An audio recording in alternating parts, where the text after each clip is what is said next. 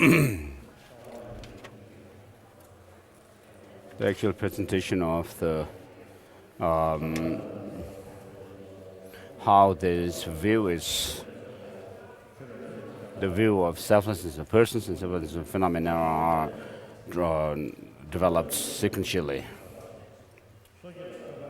So with regard to the beings, there are the 6 types of beings.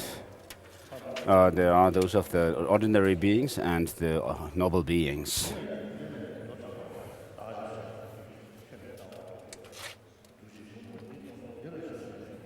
It's on page 254. The actual identification of persons, or commenting on the meaning of a sutra is quoted. The so-called self is a findish mind, and you have come to hold this view. The compositional aggregates are empty. There is no sentient beings. And then the next verse, the first verse indicates self as a persons, that ultimately persons do not exist. The first line says that the apprehension of the self of person is a findish mind, and the second one says that those who apprehend in this manner are under the power of bad views, and the third and fourth say the aggregates are empty of self of persons. The second verse indicates just as based on collections of parts, people speak of chariot. Likewise, in Tibetans and aggregates, conventionally they say sentient beings. So this verse indicates that persons exist conventionally. More specifically, the first and second lines present an analogy, and the last two connected to the meaning, indicating that persons are merely imputed to the aggregates. The sutra passage is saying that the collection of aggregates is the basis of imputation of a person, and the basis of imputation is not admissible as the imputed phenomenon. The collection of aggregates must be understood as both the collection of aggregates at a given moment and the collection of aggregates of earlier and later ones. Therefore, it is inadmissible to posit the continuum of the collection of aggregates as person. When the collection is posited as the basis of imputation, that which is collected is also posited as the basis of imputation, and therefore it is unreasonable for both to be the person. In the commentary on the Middle Way says, the sutra say that since it depends on aggregates, the mere collection of aggregates is not the self. The teacher says the aggregates are the self. If that's why you posit the aggregates are the self, it only refutes that the self is not the aggregates. Therefore, other sutras make statements like form is not self. Therefore, even the statement, the view of I and mind by some ascetics or Brahmins is only a view of these 5 aggregates, refutes by means of word only that a self that is different entity from the aggregates exists in as the observed object of one's innate apprehension of an I. So the mere I shows, the term mere I shows that the I is merely imputed and that there is no intrinsically existing I. That having been refuted, however, the aggregates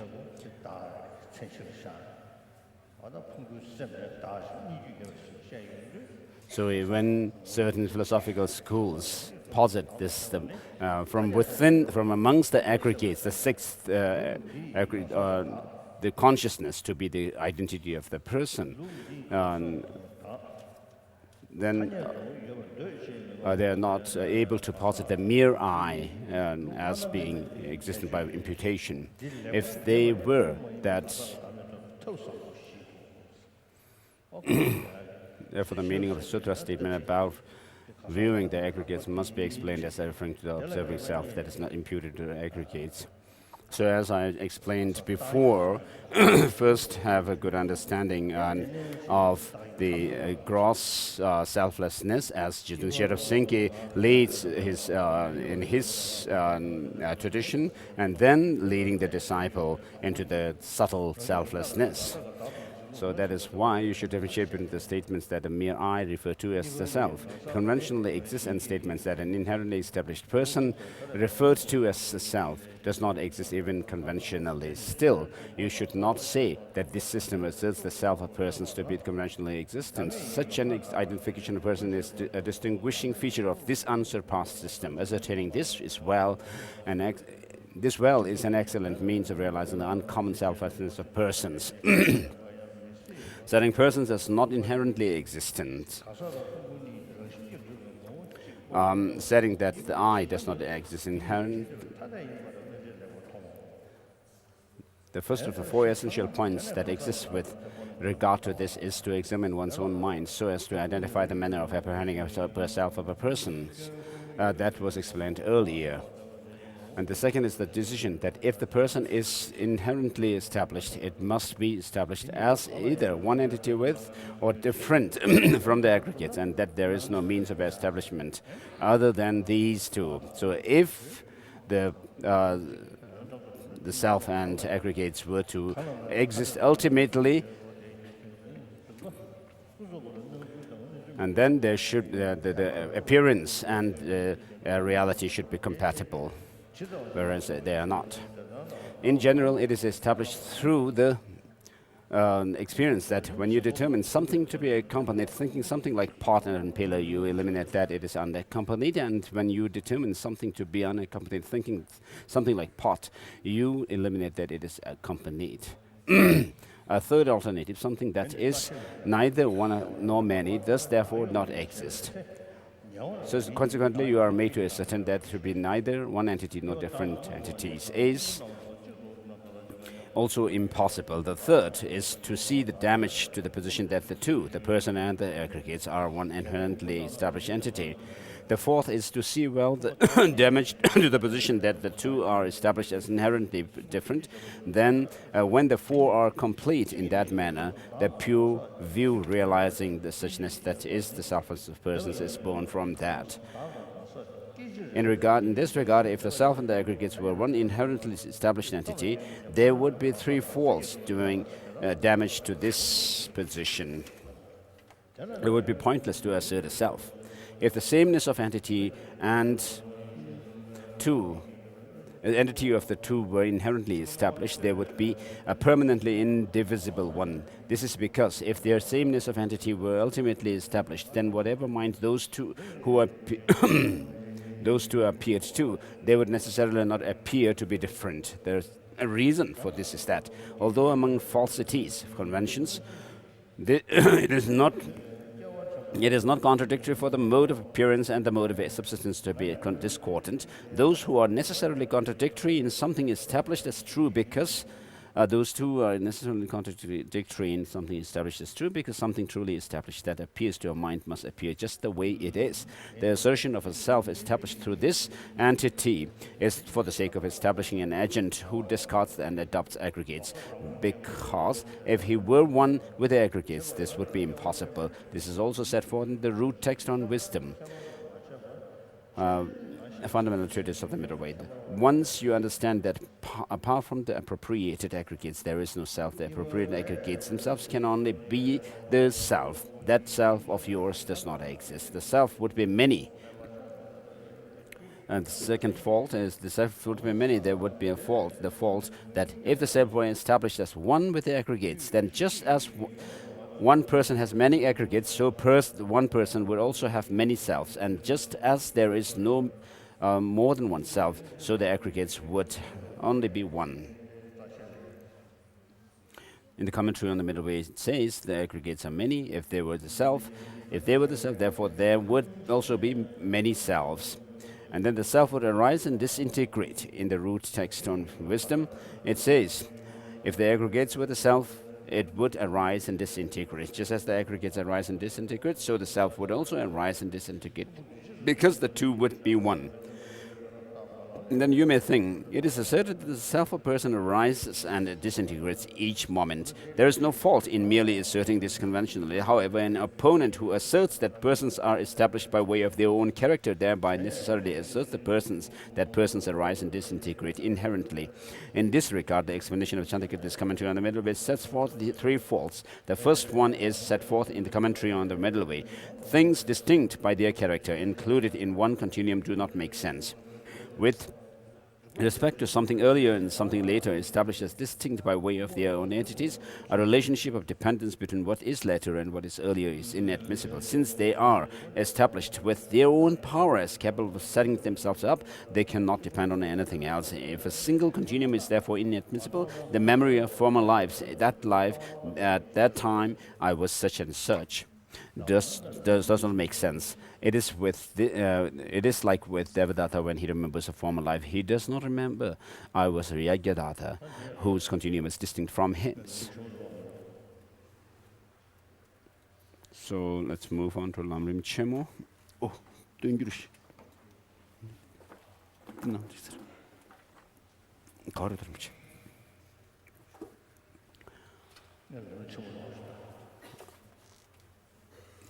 so Lamrim Chemo.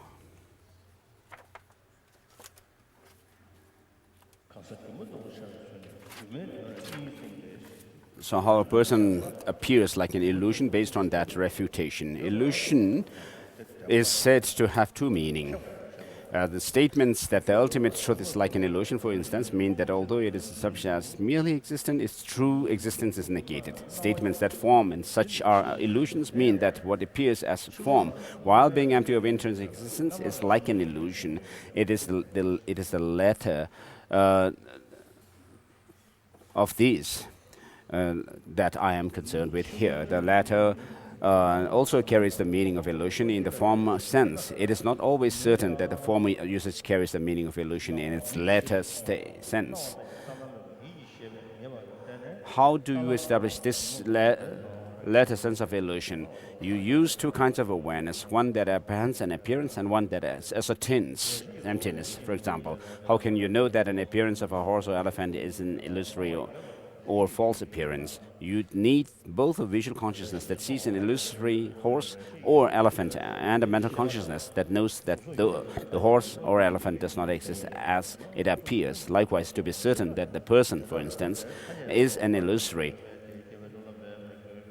or false appearance, you need both the undeniable appearance of the person to a conventional consciousness and the ascertainment by reasoned knowledge that the person is empty of essential or intrinsic existence. Reasoned knowledge does not establish that the appearance exists, while conventional valid cognition does not establish that it is empty of intrinsic existence.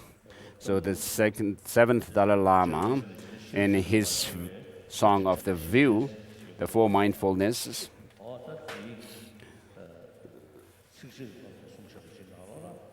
which has actually the tradition has come from Master Tsongkhapa. At the crossroad of the sensory, the six perceptions, there is this illusory, the dualistic appearance, which has no ground, the groundless. So things appear to us as if they have some objective existence, but when you actually examine whether they exist in that way, then you actually come to the conclusion that it's mere name and nothing exists apart from that. But to us, this does not appear to be the case. It appears as if the objects themselves exist by way of their own power or objectively.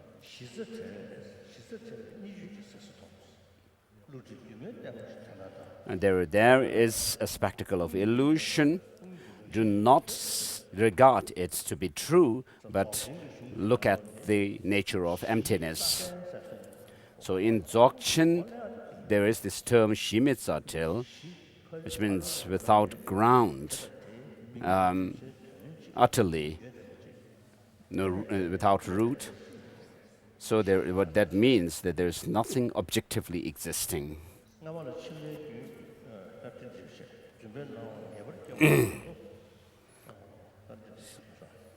So consequently, you need to be you need both reasoned knowledge that searches to see whether things intrinsically exist, and conventional awareness that apprehends forms in such an existent.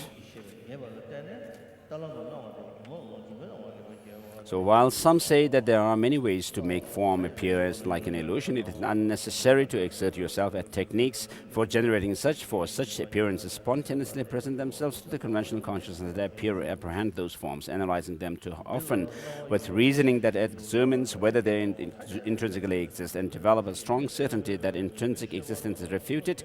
Then, when you see an appearance arise, it appears like an illusion. There is no separate way to set up an illusion like emptiness. Earlier teachers used the term space like emptiness.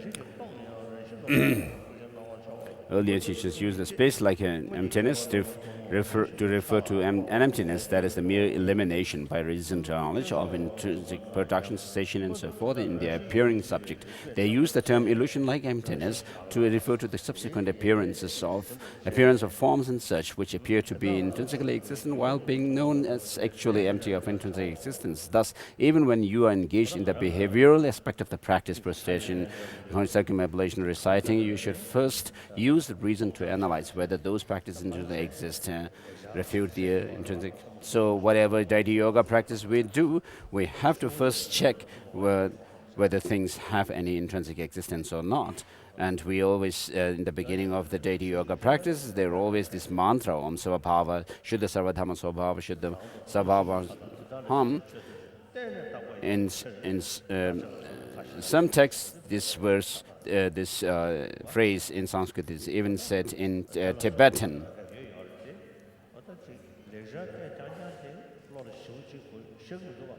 So when we recite this, the Sanskrit, of course it doesn't give us any sense without understanding.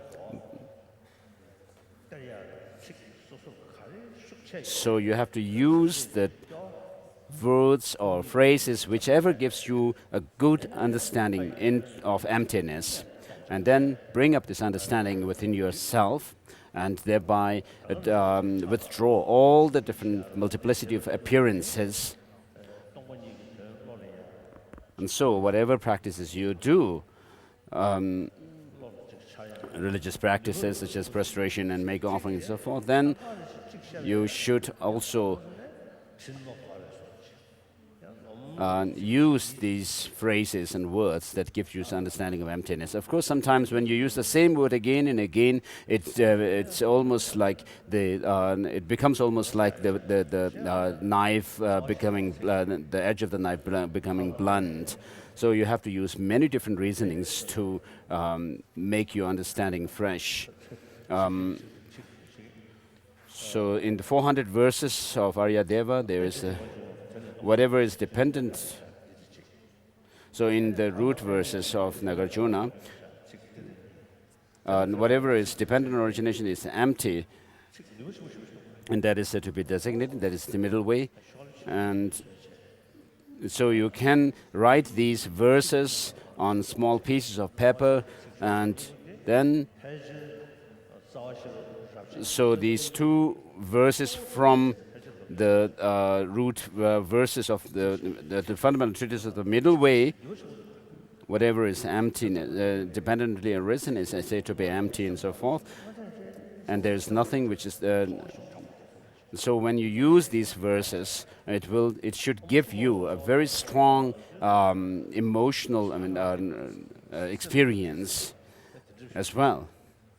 So when you use the Sanskrit, it doesn't really give you any feeling because we are not used to Sanskrit. And then we all say the Lama Chöpa prayer. We use in Lama Chöpa there is the indivisibility of bliss and emptiness, but this is a very short phrase. So even if you are not able to become certain about emptiness, but you should bring up some kind of idea in your mind what emptiness means. Try to gain that kind of understanding. And so, with regard to bliss, also you should have some understanding of it, what it means, and then when you say the inseparable bliss and emptiness from this sky of this, and so forth in Lama Chöpa, then it will actually give you some experience, some feeling or sensation. And otherwise, without having this understanding, you will not have that. So, when you come across these powerful statements in the Madhyamaka text, you should try to note them and write them down in notebooks, and then you should actually go over them and think about emptiness. And when you recite mantras, you should use them to bring up understanding of emptiness. So although these verses are there in the classic text, but they remain there without, if we do not actually extract them from the text. In the past, Gyöpön Rinpoche has actually done that. He has written down, extracted these passages from the writings of Master Tsongkhapa, the passages on referring to emptiness, or view of emptiness. And so he gave me those notes that he made. And so we should actually use this, do that, and the taking or extracting these passages, which actually give you some kind of a feeling for emptiness. So I wish to say this.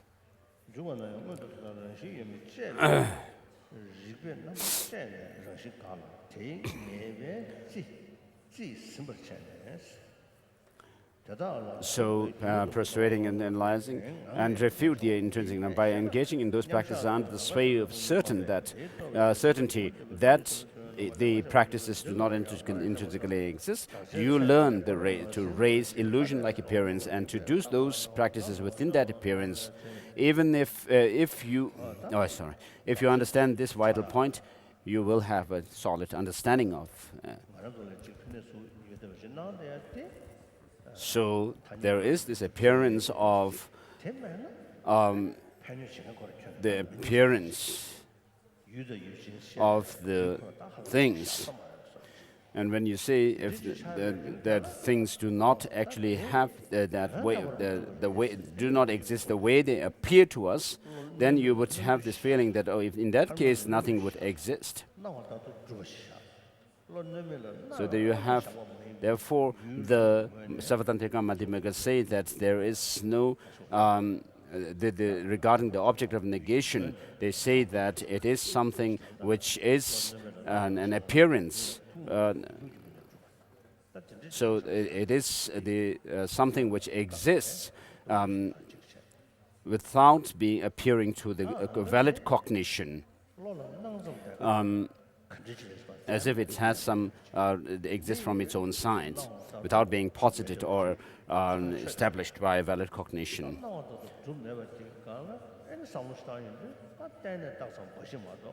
But things have no existence the way they appear to.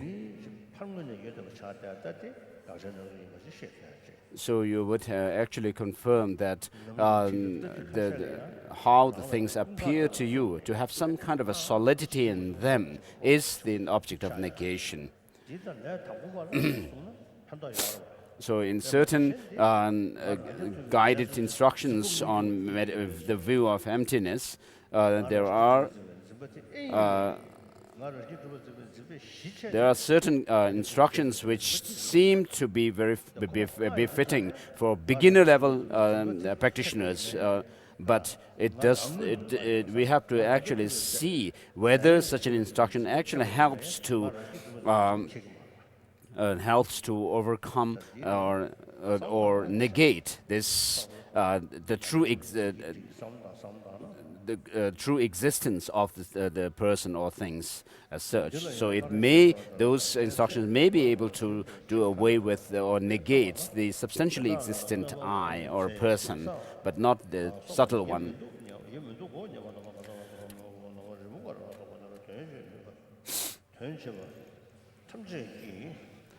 So how the force of having cultivated the space like emptiness in meditative equipoise gives rise to illusion like emptiness in the post-equipoise state. Also, as explained above, if you fail to limit the above object of negation, when you use reason to investigate whether the self and the aggregates are one, different, or, and so forth, then when you see the argument that contradict those positions,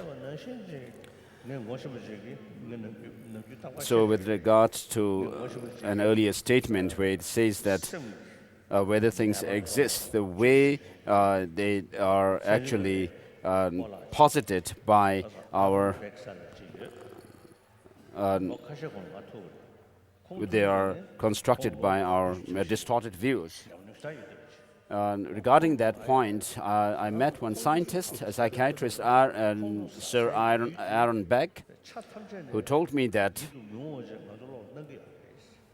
when we become angry at somebody, the person whom we are angry at appears to be ugly, totally negative. But he said that 90% of that is our own mental projection. So this is actually what is exactly said in our text here when we talk about how distorted views or the incorrect perceptions project things. So he is not a religious practitioner at all.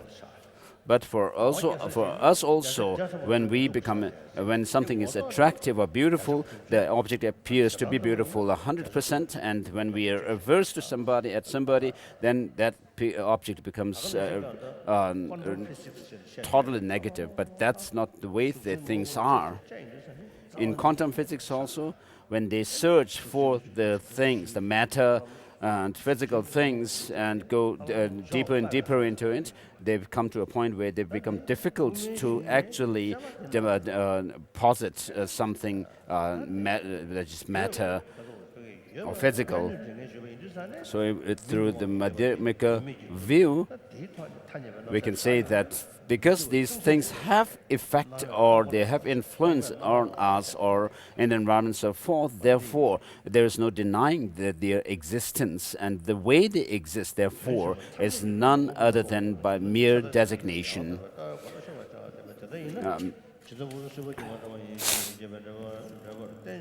So things such as persons are non-thing, and also, as explained above, if you fail to limit the object of negation when you use reason to investigate whether the self and the aggregates are one, different, and so forth, then when you see the arguments that contradict those positions, you will think persons and such do not exist at all, or things such as persons are non-thing, empty of all function, like the horns of rabbits and such. This is a nihilistic view. Therefore, you should be aware of that, that this is a point where you may slip with regard to the correct view.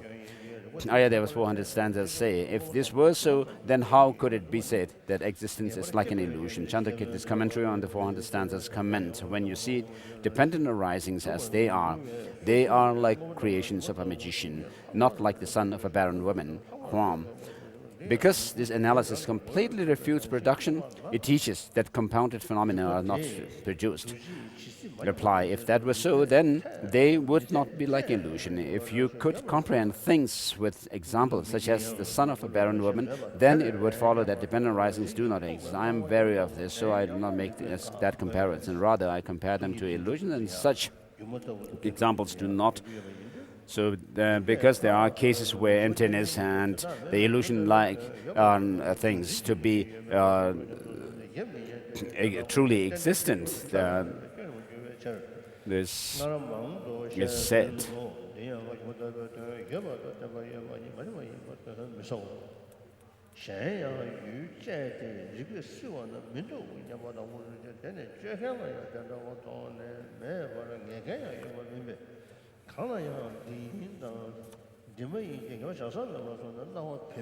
Thus, there would be a fallacy if the reason knowledge that searches to see whether things intrinsically exist were to apprehend that mere illusion is existence, yet you definitely must develop in place of intrinsic existence that is refuted under international analysis an apprehension of the existence of things that are mere illusory, so there is a fallacy. Some regarding the target of the object of negation, some are partially recognize it.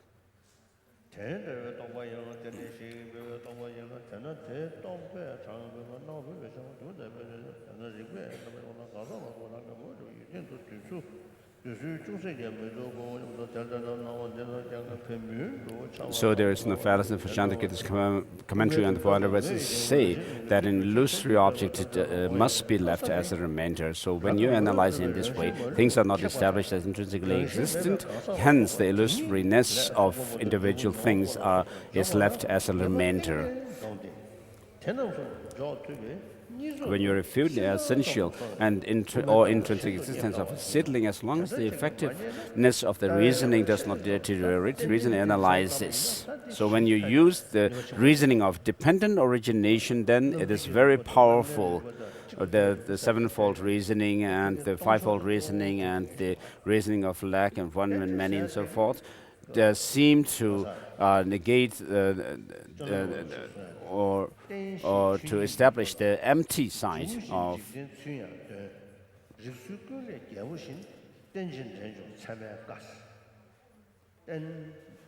So, according to Ganden Tembe Drama, then dependently arising.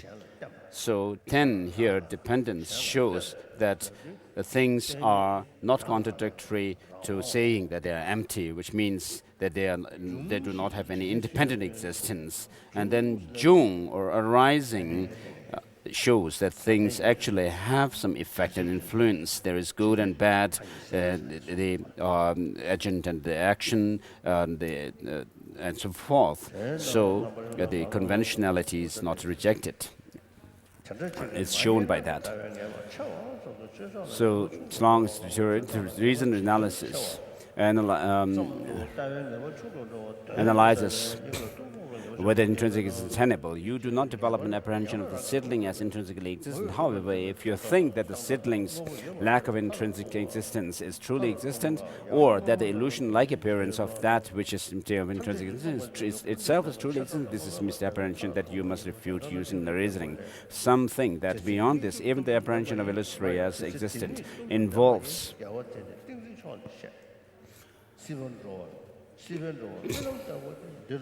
and beyond this, even the apprehension of the illusory as existent involves clinging to the apprehension of illusoriness, and thus must be eliminated. Pay no heed to this notion, or else you will incur great fallacy, namely that any certainty about dependent arising would be impossible. I have already explained this several times. This is undoubtedly a case of failing to distinguish between the existence of illusory objects and the true existence of the illusory object. So, as long as reading the verses on page 333, and then after that, those verses, thus, even though reason does not find the person who makes the passage at birth, and that virtuous and non-virtuous effects do occur among illusion-like phenomena. So you should be certain of what that sutra says, that those who have done actions will not fail to contact or experience their effects, and will not encounter the effects of actions they did not do, those effects being felt or experienced by the other persons who did those actions. Seek this assurance in the following manner. As previously explained, form a clear concept of the object that reason will be refuting.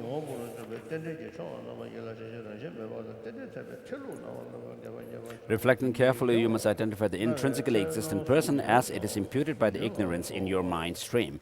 Then focus on how, if there was such an intrinsically existing person, it could only be one or different from its aggregates, and how reason contradicts both those positions. Develop certainty in seeing this critique. Finally, solidify your certainty that the person does not even slightly exist intrinsically.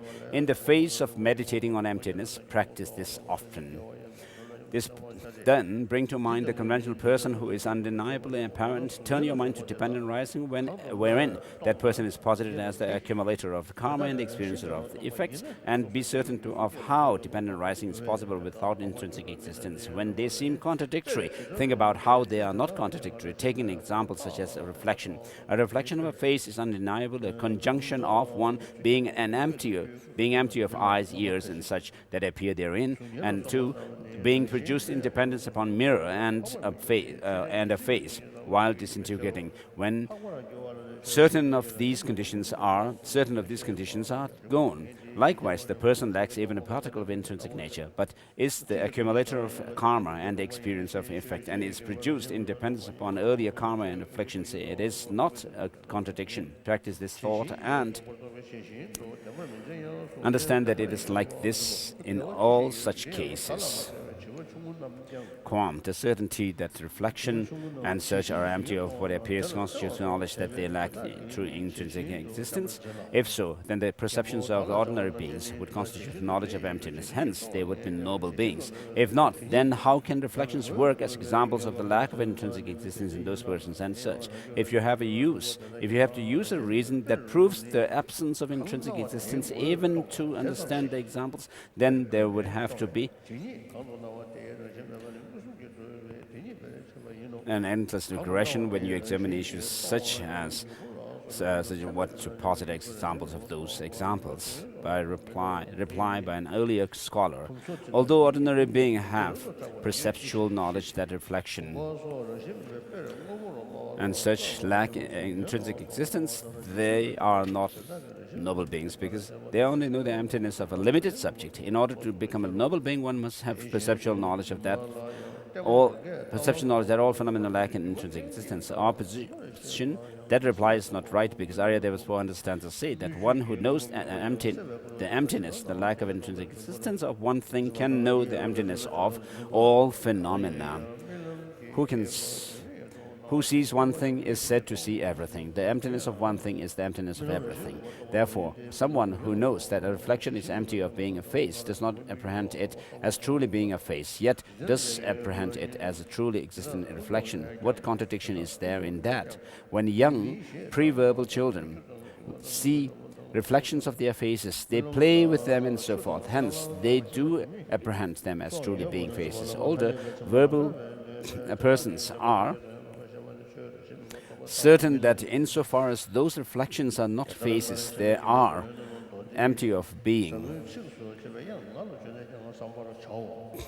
faces, yet they are apprehended as intricately existent. Those very reflections that appear to be faces, that apprehension is a conception of true existence. Experience in our own mind streams proves that this is how we see reflections.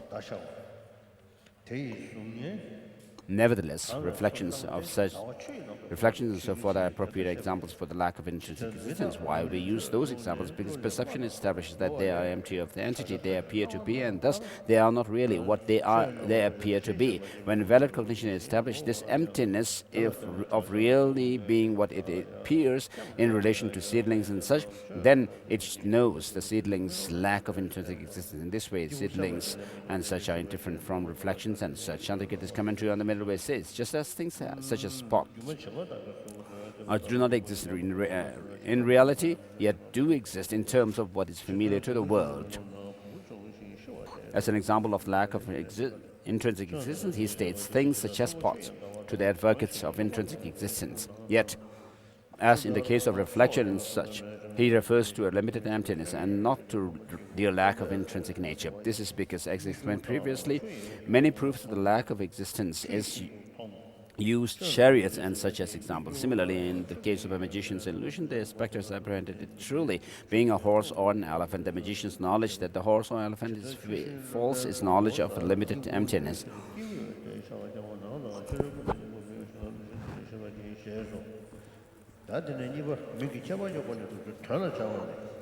This, page 307, the example illustrates how the person is established under various names.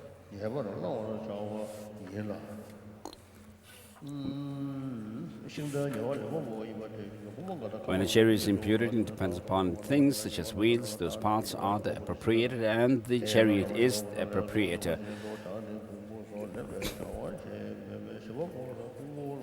Likewise, when a self is imputed and dependent upon five areas, the six constitutions and sources, they are the appropriator, and the self is the proprietor also. Just as chariot and parts are posited as agents and objects, the self is the agent because it takes up the aggregates and so forth. The aggregates and so forth are the objects because they are what it adopts. Chandrakirti's commentary on the middle way says, likewise, in terms of what is familiar in the world, the self is held to be the appropriator in dependence on the aggregates, constituents, six sources. The appropriator are the objects, and the self is the agent. Also, as in the case of the chariot, when you analyze reality, a self is not found in any of the seven ways. Thus, while it lacks even the slightest trace of intrinsic existence, without analysis, it does exist conventionally. Teaching what the self owns is also thereby established lacking intrinsic existence. When reason searches to see whether the self intrinsically exists, it does not find it in any of the seven ways. Thus, when it has negated the intrinsic existence of the self, how could reason find the I that belongs to the self, etc.? According to what the self owns also lacks intrinsic existence. When the yogis do not see any intrinsic existence in either the self or what the self owns, then they are liberated from psychic existence. I will explain this below. Nagarjuna's fundamental treatise says, if the self does not exist, how could there be something owned by the self? Chandrakirti's commentary on this says, since objects do not exist without agents,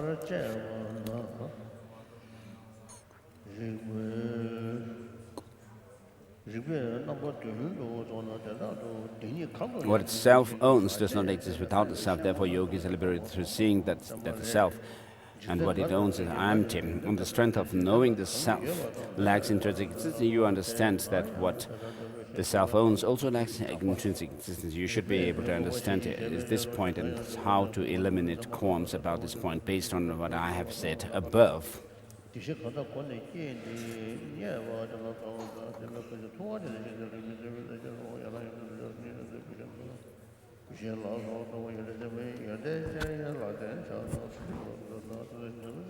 Next chapter, how to apply those lines of reasoning to other phenomena. Those arguments also apply to other things. Just as the analysis of self and aggregates follow the pattern of the analysis of the chariot, you should realize that this is also the case with things like pots and cloth. When reasoning that searches for intrinsic nature searches in the seven ways by analyzing whether parts and such are one or with or different from these forms, etc., they are not found in those seven ways in terms of either of the two truths. Instead, they are posited from the perspective of a non-analytical conventional consciousness. This is because the Buddha takes positions without using reason to refute what the world knows, as is demonstrated by his statement in the chapter teaching the three vows. The world debates with me, I do not debate with the world. Whatever is held in the world to exist and not to exist, I also hold as such. Accordingly, Chandrakirti's Madhyamaka Avatara says, whatever it is, pot, cloth, tent, armies, and so forth, such things, you should know the conventions used by these worldly beings. Why? Because the master of sages does not debate with the world. Part, quality, attachment, defining character, feel, etc., as well as whole qualified, attached person, definient, fire, etc. These objects do not exist in the seven ways under the analysis like that applied to the chariot. On the other hand, they do exist in terms of what is familiar to the world. Whatever they may be, the conventions used by these worldly beings should be known only as existent without analysis. What are those conventions?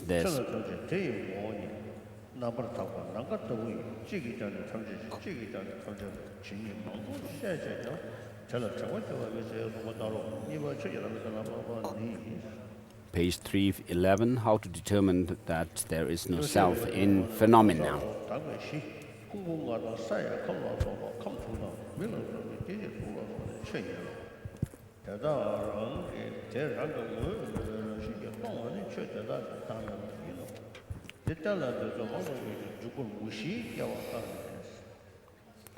So, however, Chandrakirti's commentary on the middle way determines that things lack intrinsic by refuting four possible types of production. So when you check whether things have intrinsically existing cause, you use this. And then and, when you check whether things have any intrinsic identity or nature, you use the the reason of one and lack of one and many. There's no sense in which anything has ever been produced either from itself, from something else, from both, or without a cause. This means, in part, no internal or external thing is ever in any way produced from itself. The three other theses can be constructed in the same way. So reductio ad absurdum arguments will refute the claim that something can be produced from itself. Thus, these theses do not offer probative examples or reasons, but offer a critique of the contrary positions.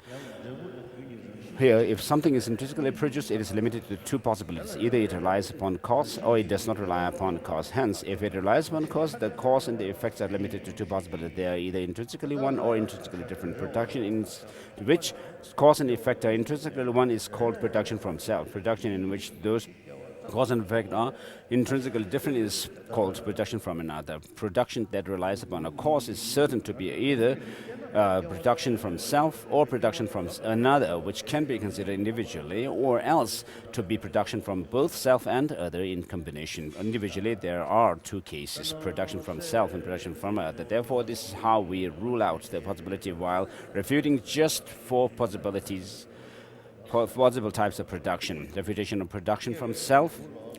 If a seedling were produced from itself, its production would be pointless, because the production means that what is produced, it has come into being. If it were produced from itself, a seedling would already have come into being, as in the case of a seedling that is clearly manifest. Production also would be endless, because if an already risen seed were to arise again, the very same seed would have to arise repeatedly.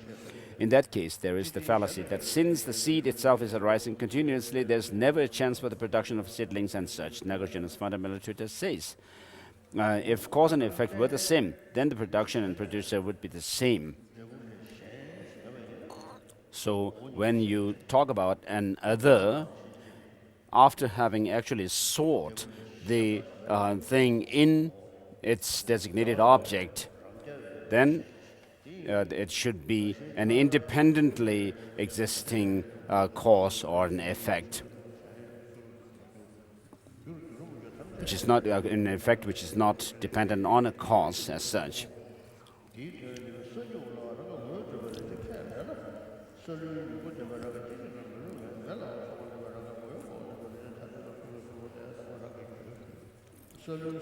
In the Chandrakirti's commentary on the Middle Way says there is an advantage.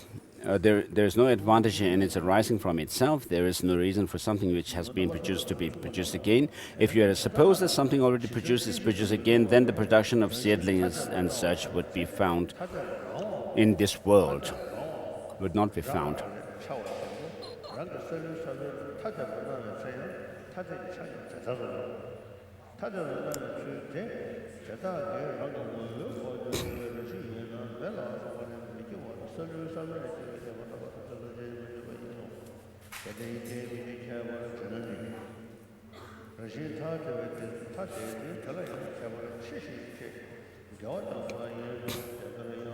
So objection on page 313 and the reply.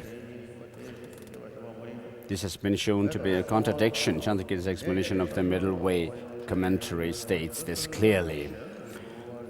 Just the productive rice seed is not other than the rice seedling, which is its effect, so it is that such things as fire, charcoal, and barley seed, which do not produce it, are also other than that seedling. Yet, just as a rice seedling arises from a rice seed, which is other, it would also arise from fire, charcoal, barley seed, etc. And just as from rice seed these arise, there arises a rice seedling which is other, so things like pots and cloth would also arise from rice seed, yet you never see this.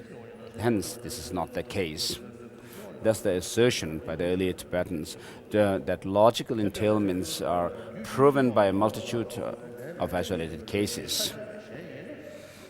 It's not what Chandrakirti holds. I explained the arguments contradicting that claim above in the section on the refutation of the position that it is not established that in a kitchen the mere presence of smoke entails the mere presence of fire. Nagarjuna Meta says if a cause and effect were other, then causes and non-causes would be just alike. As Chandrakirti's commentary on the middle way says, if things arose in dependence of what is other, then thick darkness would arise even from a flame. Everything would arise from everything. Why? Because in being other, all of the non-producers of something would be just like its producers. You cannot answer such reductio arguments by distinguishing what produces something from what does not, in terms such as whether something is induced within the same continuum with the effect. For, as explained above, if things are other than in the sense of being intrinsically different, their inclusion within the same continuum cannot be established. Also, it is inadequate to reply that we can see definitely regularity as to what produces a certain effect and what does not. This is because what we are now analyzing is whether such regularity could hold up if the difference between its cause and its effect was essential to be objects themselves, rather than being posited by the mind.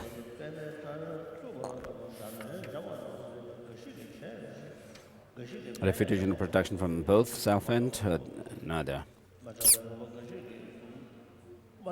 Advocates of production from both self and another claim that the production of a clay pot from clay is production from self, and the production of a clay pot by a potter, etc., is production from another. Even among Buddhists, there are those who advocate production from both as follows. Since Devadatta takes birth in other lifetimes only by way of his life essence, Devadatta and his life essence are one.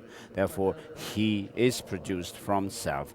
At the same time, Devadatta is being produced from his parents and from his virtuous and non-virtuous karmas constitute production from other. Since there is neither production from self alone nor production from another alone, there is no production from the two together.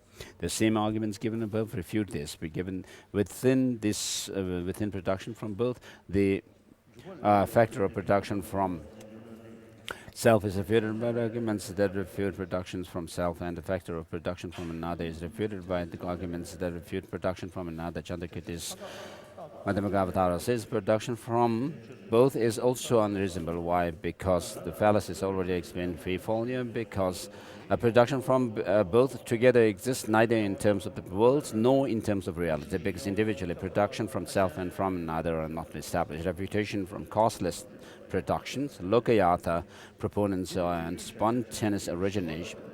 Proponents of spontaneous origination argue that the production of things is only a matter of spontaneous origination. For no one is seen working to make lotus roots rough or to make lotus leaves soft, nor is anyone seen catching peacocks and such so as to put on their shapes and colors. This is incorrect, for if production were causeless, then production such as exists at one place and time would have to exist at all time and place, and also, or else must never exist anywhere.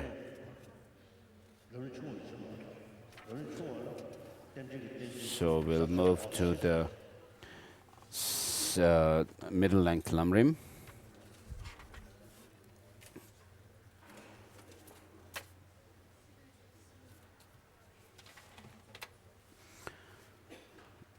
So there's a separate outline on the dependent origination, the reason of dependent origination.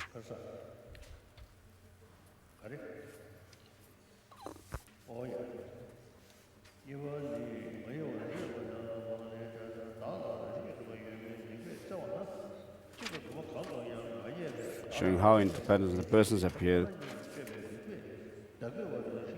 setting that mind does not exist inherently. When you have thus sought with reasoning, page 259, whether the self does or does not have inherent establishment, you negate the inherent existence of the self by means of your failure to find it as either one or many.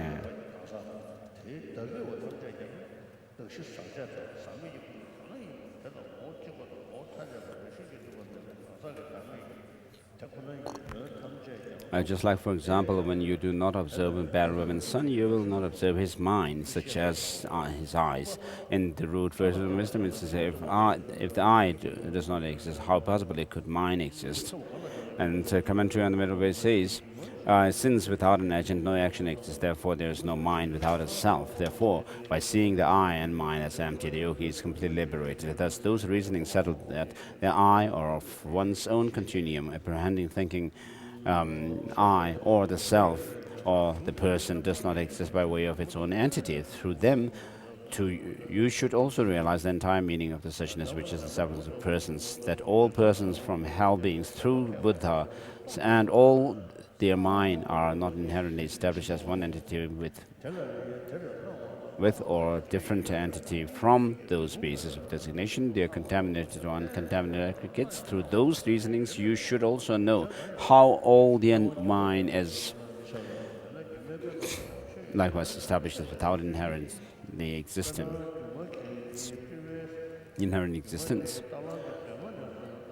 showing how independence on that persons appear like an illusion, indicating the meaning of saying like an illusion, and then mistaken manner appearing like an illusion. The king of the meditative civilizations says, like a mirage, a Gandharva city, like an illusion, just as dream. Meditate on signs of entity, know all phenomena is like that. In the Mother of the Victors, it is also thought that all phenomena form through exalted knowers of all aspects of our like illusion and dreams. There are two meanings of being like an illusion. From among these two, it is the later. For this, the two appearing as that and the empty of existing the way it appears are necessary. However, if an object is utterly non-existent, even as a mere appearance, just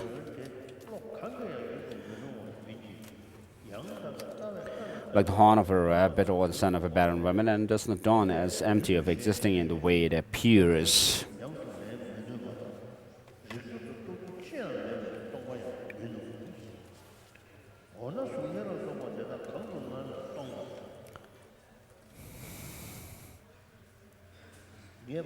Hence, this is how you understand phenomena as resembling the example of illusion. For example, although the illusion conjured by the magician are from the start empty of being horses and elephants, the appearances of horses and elephants undeniably arise. Understand that likewise, although phenomena such as persons are from the start empty of being established by way of their own entities on top of the objects, it is undeniable that they appear as if established that way. That being so, their appearance as God, humans, and so forth are posited as persons, and the objects that appear as form, sound, and so forth are posited as phenomena. Therefore, although persons and phenomena do not have even a mere particle of inherent existence, established by way of their own character, the accumulators of karma and so forth, the actions of seeing and hearing and so forth, all the interdependent actions and agents are valid. All actions and agents are valid.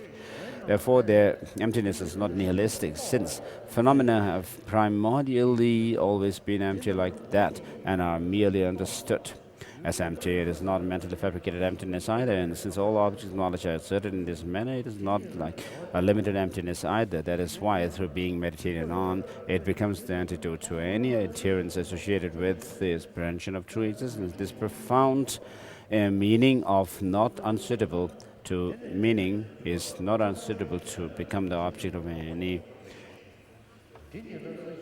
So he's now commenting that it seems it shows the subtle emptiness. This profound meaning is not unsuitable to become an object of any mind whatsoever. Rather, it can be settled by means of a pure view and can be made the object of a mind by meditating on the pure meaning. Therefore, it is also not an emptiness that cannot be practiced at the time of the path, or one with nothing to see or realize. Well, then, if the ascertainment of abstractions and so forth as empty of what they appear to be, with the realization that their inherent existence does not exist, the absence of inherent existence would be realized by the direct perceivers of normal beings. So the latter would the latter would be areas. Otherwise, how could these be suitable analogies for the substance of inherent existence? 400 stanzas says, it is explained that the seer of one thing is seer of everything. What is the emptiness of one is the emptiness of all. It explains that the seer of the or realizer of emptiness of one thing, then realize the emptiness of others. The realization that the reflection of face is empty of being a face does not in any way damage the object of one's apparential or true existence. That appearance, that reflection, to be established by way of its own entity, without negation of its object. The emptiness of inherent supplement of the reflection cannot be realized.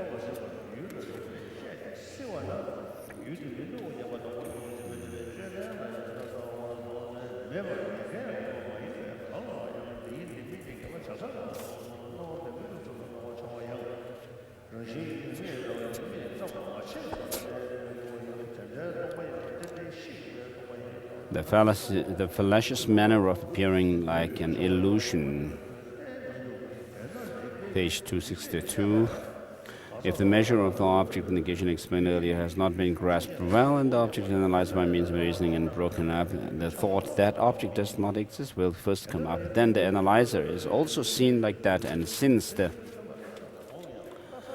ascertainer of his own non-existence is also not an existence, ascertainment in terms of it is this or not that, and not that becomes impossible. Then the vague appearances that arise do so in dependence on the feature, on the failure to differentiate between inherent existence and non-inherent non-existence, and mere existence and non-existence. Therefore, such an emptiness is an emptiness that is also destroys interdependence. Hence, even though the vague appearances arise induced by that realization, this is not at all the meaning of being like an illusion. That is why it is not difficult upon reasoned analysis to think persons and so forth do not in the least have a mode of subsistence established on the top of the object by way of their own entities. And for the appearance to simply arise vaguely and depends on that. Something like that occurs to everyone with an interest in mathematics who has heard a little bit of Dharma being taught about how there is no inherent existence. However, the difficult point is to achieve certainty. From the bottom, you've heard about negating all inherent existence established by way of their own entity and positing those inherently non-existent persons and so forth as accumulators of karma, experience of effects and so forth. Since that collection of two that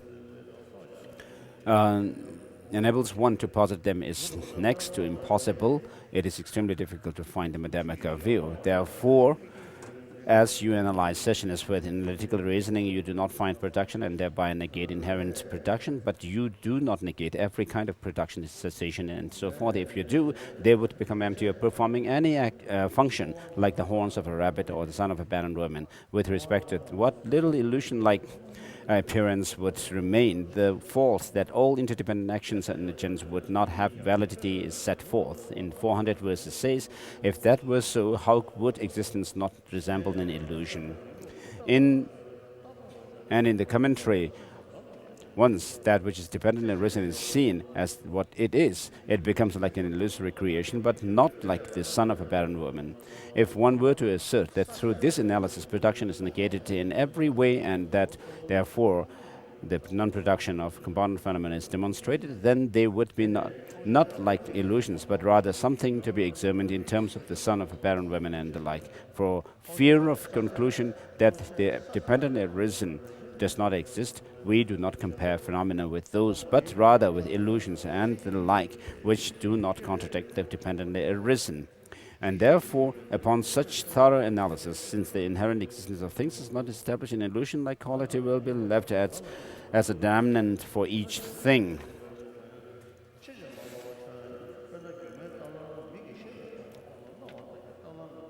So, the method in dependence on which things appear like an illusion. Well, then, what do you do for illusory objects to appear without mistake? For example, you see illusory horses and elephants with your eye consciousness and certain with your mental consciousness that no horse and elephant in accordance with the appearance exist. In dependence on that, the ascertainment arises that this appearance of horses and elephants is an illusory or false appearance. Likewise, persons and so forth undeniably appear to your conventional mind while you ascertain by means of reasoning consciousness that they are empty of inherent existence, established by way of their own entities. Independent on these two, their ascertainment arises that the persons are illusory and false appearances. Due to that, if the meditation on space-like emptiness, a meditative capacity in which not even a mere particle of the object aims for apprehending attributes exists, hits home, an illusion like emptiness an illusion like emptiness will appear as you look at the appearance of objects in their subsequent attainment period after you have risen from that meditation. Thus, you analyze phenomena a lot with reasoning, analyzing whether or not they are established by their own entities, and you generate a very strong certainty that they lack inherent existence. Subsequently, when you look at the appearances that arise, they will appear like illusion. There is no separate method for settling the illusion like emptiness. Therefore, even when engaging in activities on the side of conduct, such as prostrations and circumambulations, you should engage in them affected by the ascertainment of your analysis as explained earlier. Thereby you should train an illusion-like appearance and perform them from within that. Now, once you have trained in it, you will appear like illusions, even through the mere recollection of the view. Put simply, and settling the selflessness of phenomena, page 266. Okay.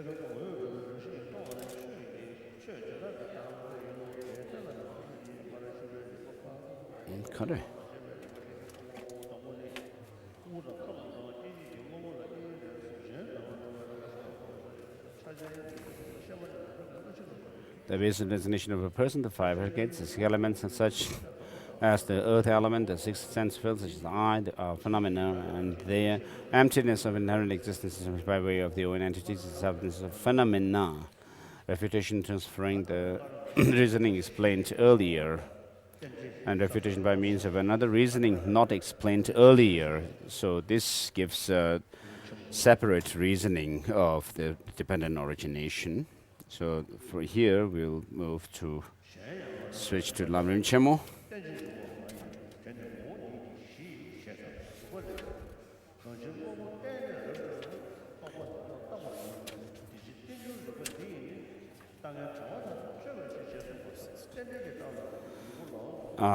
Then on page 316, further, Nagarjuna fundamental treatise says, the 7th chapter is on this base comment, that which is dependently risen is naturally at peace. Chandrakirti's commentary on the middle way says, because things arise dependently, these misconceptions cannot bear scrutiny. Therefore, the reasoning of dependent rising cuts all the entanglement of bad views. Accordingly, you use dependent arising as a reason to become certain that seedlings and such are empty of inherent existence. When you do this, the eradication of all possible misstep is extremely clear in your mind. Hence, I'll say a little about this. In this case, you use an argument based on what others accept. A seedling does not so the internal experiences, like pain and pleasure, and the external experiences of form and sound and so forth. Comment from His Holiness. When living beings experience or see a phenomena, the comment I think is on that. They do not apprehend it as being set up by the power of mind to which it appears. Rather, they apprehend it as existing just as it appears. That is, as existing in an essentially objective manner. This is how intrinsic is superimposed. The presence of such nature in the object is what is meant by essence, intrinsic nature, and autonomous. Thus, if such nature were present, this would contradict reliance upon other causes and conditions. If this were not a contradiction, then it would be impossible to hold that an already existing pot does not need to be produced again from causes and conditions. Accordingly, Aryadevas 400 stanzas says, that which arises dependently does not exist autonomously. All of these things lack autonomous existence. Therefore, they have no self. So this verse was earlier, His Holiness mentioned it, and saying that you should note these kind of verses and statements from classic sutras.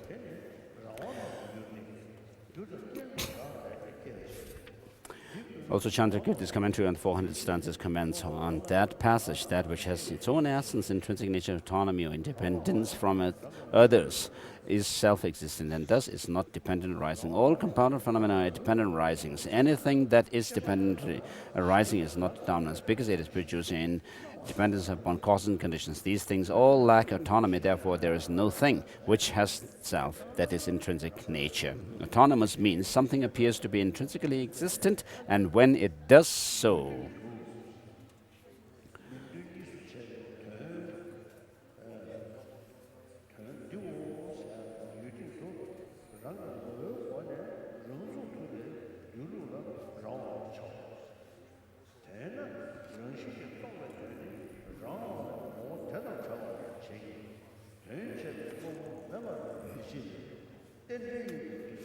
hence, we take the autonomy to mean that something exists in a manner such that it is essentially capable of objectively establishing itself. Page 317. And then just before the last paragraph, before the quotation. And therefore, since emptiness of intrinsic existence refers to the lack of that autonomy just described rather than to the non-existence of functioning things, you can use dependent arising as a reason to refute intrinsic existence.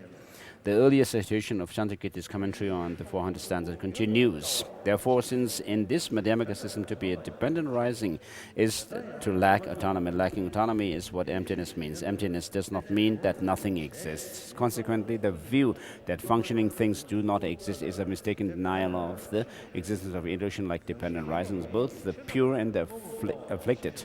Hence, it is not accurate. The view that things intrinsically exist is also inaccurate because such intrinsic nature does not exist in anything. Thus, Chandrakirti's commentary on the 400 stanzas continues. Therefore, according to this Madhyamaka system, the view that those functioning things do not exist is inaccurate insofar as it mistakenly denies the functioning of dependent arising and of illusion-like causes, both the pure and afflicted, because they do not intrinsically exist. The view that things intrinsically exist is also inaccurate. Therefore, for those who claim that things have intrinsic nature, dependent arising does not exist, and the faults of the views of permanence and annihilation ensue. Therefore, those who wish to free from the to be free from the views of permanence and annihilation should assert both the lack of intrinsic existence and the illusion-like dependent arising of both pure and afflicted phenomena. Objection: if you use functional dependent arisings to refute autonomy and say that lacking autonomy means being an dependent arising, then how will you refute us? For we, the Buddhist scholars, also assert functional dependent arisings. Therefore, there is no difference between you and us. Reply: although you assert dependently arisen cause and effect, you are like a small child apprehending a reflection of a face as truly being a face. You reify dependent arising as intrinsically existent, and then call that the essence of the things. Thus, you do not accurately know the meaning of the dependent arising, and you express its meaning inaccurately, since you hold that dependent arising lack intrinsic existence and say so. That is the difference between you and us. Accordingly, Chandrakirti's commentary on the 400 stanzas continues. Quam. If lacking autonomy means to be dependent arising, then how will you refute us? What difference is there between you and us? Reply: I will explain this. You do not understand how to know or to express the meaning of dependent arising accurately. That is the difference. By reifying a reflection as a truth, a young pre-verbal child obviates its actual nature, emptiness. When the child thinks of the reflection and its nature, those ideas about the reflection are ignorant ones. Similarly, you assert dependent arising, but while dependent arisings reflections are empty of intrinsic nature, you do not understand their nature accurately. This is because you do not apprehend what lacks in intrinsic nature as lacking intrinsic nature.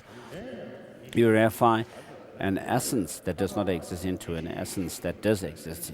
You also do not understand how to express the meaning of dependent arising, because you do not say that it is the absence of intrinsic existence, and because you call it the essence of things. While we and they are alike in asserting the dependent arising of causes and effects, the difference is that we understand and they do not understand how to know and to express dependent arising accurately in terms of intrinsic nature and its absence. The advocates of. So page 319, the verse at the end, whatever is produced from the conditions is produced, it is not intrinsically produced. Whatever depends on conditions, I consider empty. One who knows emptiness is diligent.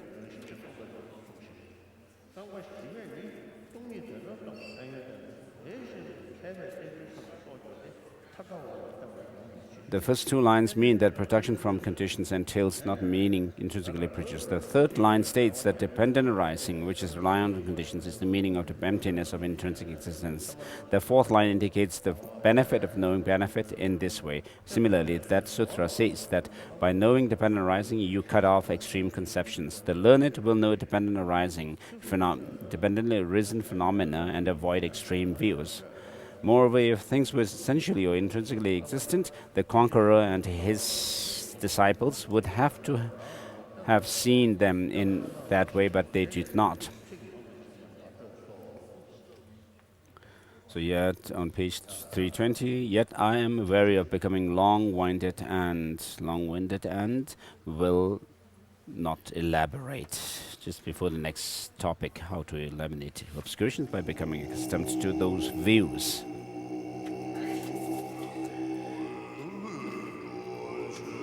Grace for the tea. There will be no, please listen to this announcement. There will be no Lamrim teachings tomorrow morning or afternoon. Tomorrow, the 10th of December, is the 23rd anniversary of the conferment of the Nobel Peace Prize to His Holiness the Dalai Lama. In the morning only, beginning 9 a.m., in the courtyard of Drepung, there will be speeches by His Holiness and other dignitaries. An award will be presented to His Holiness by the Gelug tradition of Tibetan Buddhism in recognition of his extraordinary contribution to humanity. The program may be translated, so everyone is welcome to attend. So tomorrow is the 23rd anniversary of the conferment of Nobel Peace Prize to His Holiness the Dalai Lama, and therefore at 9 o'clock in the morning, there will be speech by His Holiness and other dignitaries in the courtyard of Drepung. An award will be presented to His Holiness by the Gelug tradition of Tibetan Buddhism in recognition of his extraordinary contribution to humanity. So everyone is welcome.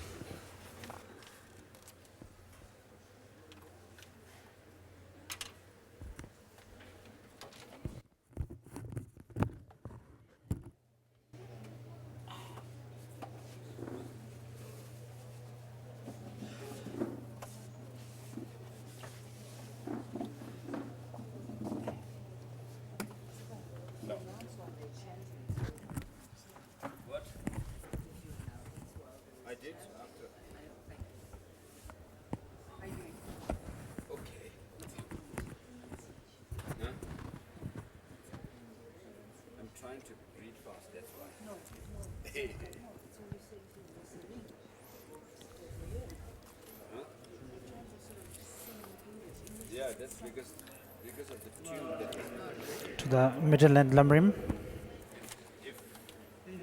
page number 266, refutation by means of another reasoning not explained earlier. This is 2 points presenting the argument of interdependence, how non-products are also established as non-truly existent through this and earlier reasonings. Presenting the argument of interdependence. With regard to the argument of interdependence, it says in the sutra requested by Sagaramati, those which originate independently do not exist by way of their entity. Inherent establishment is clearly refuted with the sign of dependent arising. In the sutra requested by Naga King Navatabda, it also clearly says, whatever is born from conditions is not born. It is not born by way of its entity. Whatever depends on condition is said to be empty. Whoever has realized emptiness is conscientious. As it is stated in the Heart Sutra, that the five aggregates are not existing by its own nature. So rather than saying they are not existing, it has been referred to as not existing by its nature. So there is a distinction here.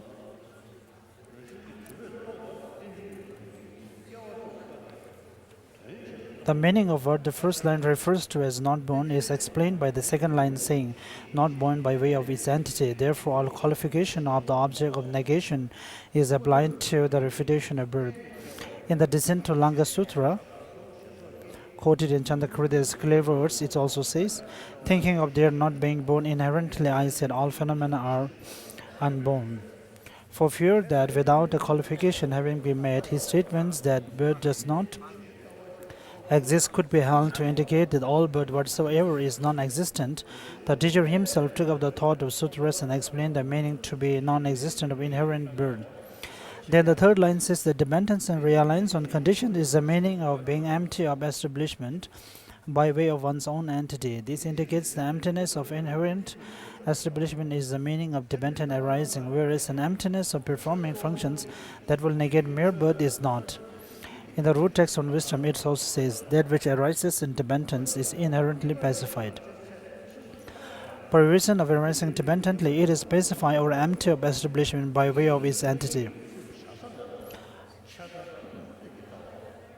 You should note that whatever obscure fabrications have been propounded, that because of dependent arising itself, the Madhyamika system must propound non-arising and so forth, are thereby cleared away. Page number 268.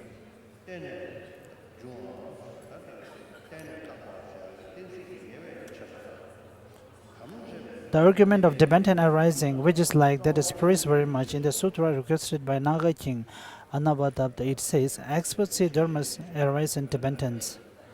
They do not at all depend on extreme views. Through realizing dependent arising as it is, one does not depend on views halted to extremes. The meaning of this is set forth in the commentary on Middle Way. Such things arise in utter mutual dependence. These conceptions cannot be imputed. Through this reasoning of dependent arising, the net of all bad views is therefore cut. This is the unexcelled distinguishing feature of Mahatma Nagarjuna, the father and his spiritual son. That is why from among various reasoning I will describe that of dependent arising here.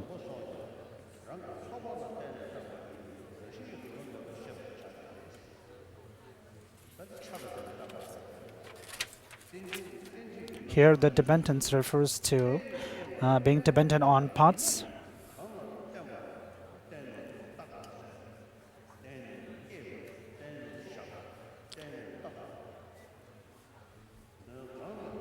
Page number 269.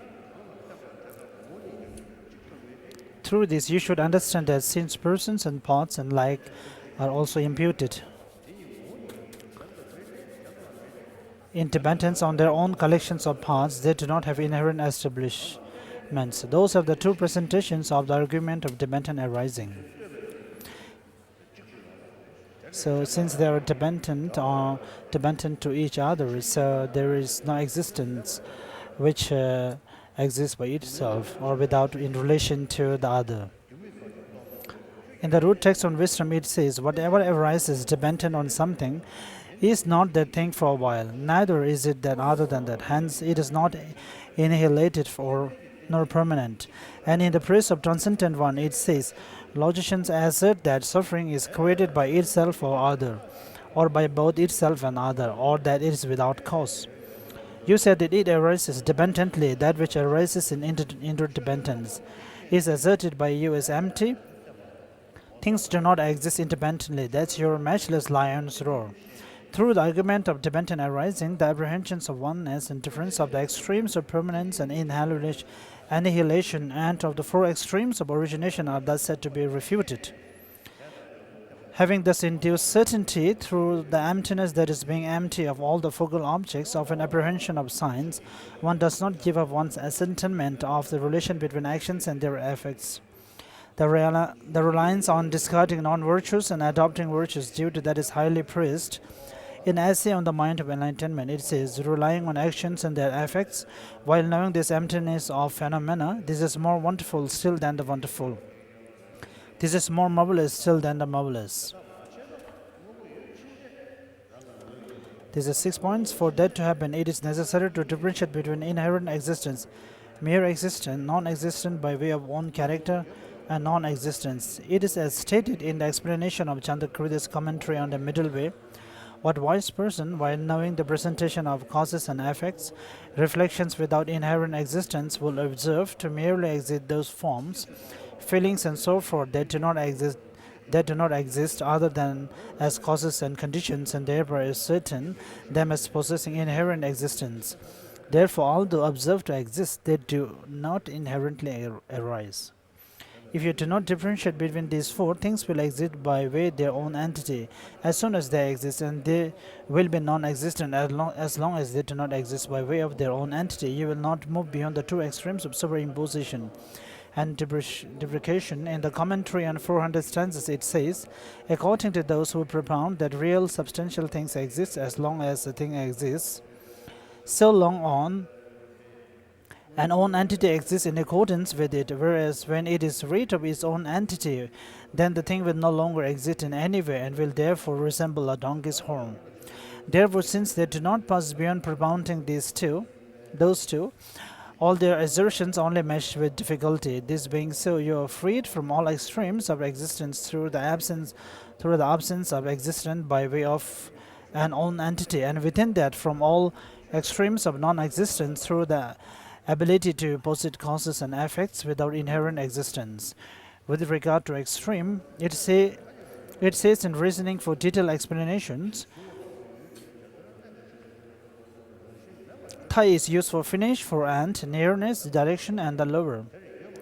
Such extremes are indeed asserted in our system as well. However, as for the extremes that are places where the so-called view free from extreme goes wrong, it says an illumination of the middle way. If there were in the Madhyamaka any ultimate thing at all, an object of the mind with its own entity by nature, then since it will exist for that system, how could the strong adherence thinking it is permanent or it is impermanent be an extreme? It is unreasonable to say that proper mental attention in accordance with the suchness of things is a position one falls to. As stated here, mental attention in accordance with how an object actually is not in position one will fall to, so it does not constitute holding to an extreme. In the world, the edge of an abyss is called tha, and falling off it is called talalhung. Likewise, the apprehension of phenomena as truly existent and apprehension that nothing at all is established or exists constitute the talhung of permanence and annihilation, which are opposites of the correct fact. On the other hand, the apprehensions that phenomena do not ultimately exist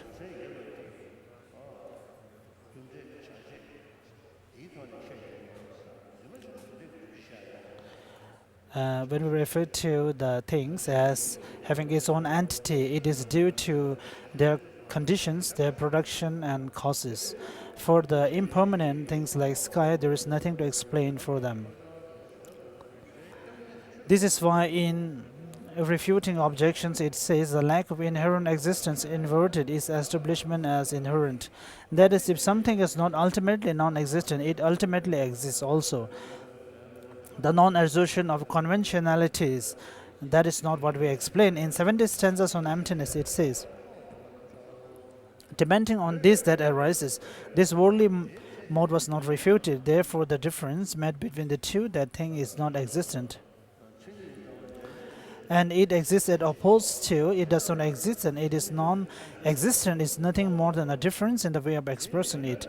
Yet in the manner the two appear to the mind, there is no difference whatsoever, however much you analyze. Therefore, it is nothing more than a fixation on mere words to propound that one falls or does not fall to extremes through that manner of expression. How non-products are also established as non-truly existent through this and earlier reasonings. Once compounded phenomena, persons and phenomena have thus been established as not truly existent by way of reasonings explained earlier. It is established with little difficulty that uncompounded phenomena such as space, analytical cessations, non-analytical cessations, and suchness do not truly exist. With that intention, it says in root text on emptiness, compounded phenomena are not established. So, how could the uncompounded be? An easy method for establishing this is as follows. When inherently established compounded phenomena have been refuted as above, even though they are not inherently established, it is established with that regard to them agents and action, such as bondage and liberation, causes and effects, objects of comprehension, and those who comprehend them may be posited. When that is established, so when we explain about being self-empty, so it doesn't mean that for example, a pot is being empty of itself, that the pot is not itself. So it shows that the meaning of being self-empty or empty by itself, it means the pot doesn't have its own real or reality. Those who assert them as truly existent, page number 272, second paragraph. Those who assert them as truly existent must and do indeed also assert presentations of their definitions and definenda, their causes of separations and effects of separation, their comprehension by such and such valid cognitions, and so forth. At that point, if they do not relate them to their respective objects of attainment, characteristics, comprehenders, and so forth, they cannot refute that all unrelated things become definitions and definenda of each other and the like. If they assert relations, they cannot posit them, since something truly existent, inherently established, cannot depend on something else.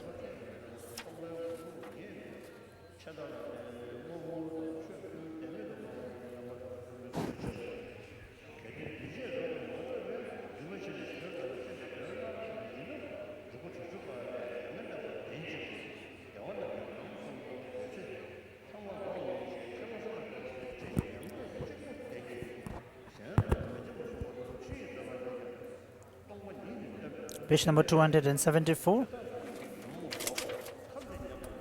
In 60 stanzas of reasoning, it also says, conditioned existence and nirvana, neither of these two exist. Through knowledge of existence, that is what is expressed by nirvana. This is an explanation that both existence and peace do not inherently exist, and that nirvana is posited as a very object of the knowledge that an inherently established existence does not exist. So how could this be a position that asserts emptiness, the non-true existence of psychic existence, as a nihilistic emptiness? The meaning of the scriptural passage from praise of the sphere of reality too is in order to avert the apprehension of things that truly existent, the root of all other mental afflictions. The sutras teaching emptiness, the absence of inherent establishment, teach that the referent object of that apprehension does not exist. They do not teach that emptiness does not exist.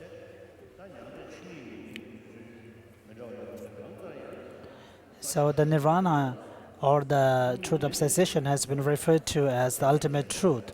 But in terms of the truth of cessation or nirvana, whether it is a moksha or it is considered as an emptiness, it has to be debatable. Although emptiness exists, it is not truly established. That is why this scriptural passage serves as a source of refuting the prepositions. The emptiness that negates the object of negation, true existence, does not exist either, and in order to abandon all the mental afflictions, it is not necessary to realize emptiness, the ultimate suchness. In fact, it says in that very praise, impermanence, emptiness, and suffering, those three serve to cleanse the mind. The teaching that serves to cleanse at best is the absence of inherent existence, and the lack of inherent existence of dharmas, meditate on it as expense of reality. The fact that these phenomena lack an inherent established inherent existence is said to be the expense of reality, which is the object of meditation, and just meditation on that is said to be the best purifier of the mind. Therefore, how could it be suitable to interpret this as The position that emptiness, that is, the absence of inherent establishment of phenomena appearing inherently established, is a nihilistic emptiness, and that therefore a truly established emptiness separate from it should be posited as the emptiness that is the object of meditation. That is like propounding that when it comes to eliminating the suffering of fear arising from apprehending a snake in the east, even though there is none, showing that there is no snake in the east will not serve as an antidote, but that rather one needs to show that there is a tree in the west.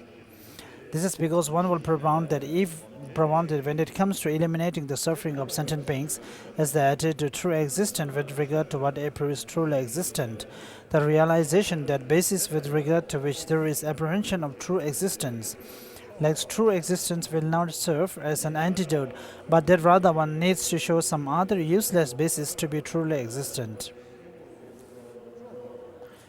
Presentation of conventional and ultimate truths. The basis from which two truths are divided. Earlier scholars had many ways of asserting the basis of division of the two truths. However, here the objects of knowledge are the basis of division because in the compendium of training it says objects of knowledge are also exhausted as these conventional and ultimate truths. According to the fundamental treatise on the middle way, which says worldly conventional truths and ultimate truths, objects of knowledge are divided into two, conventional and ultimate truth.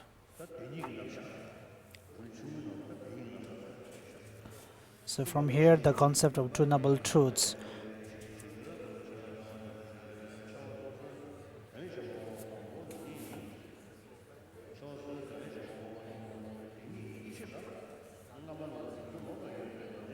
Page number 276, explaining the meaning of individual divisions. Conventional truths. Explaining the meaning of words conventional and the truth.